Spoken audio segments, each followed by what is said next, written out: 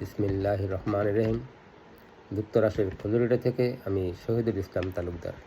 সম্মানিত দর্শক, 22শে এপ্রিল সোমবার যুক্তরাষ্ট্রের পররাষ্ট্র দপ্তর থেকে প্রকাশিত মার্কিন প্রতিবেদনে বাংলাদেশের মানবাধিকার সম্পর্কে বলা হয়েছে, 2023 সালে বাংলাদেশের মানবাধিকারের তেমন কোনো উন্নতি হয়নি।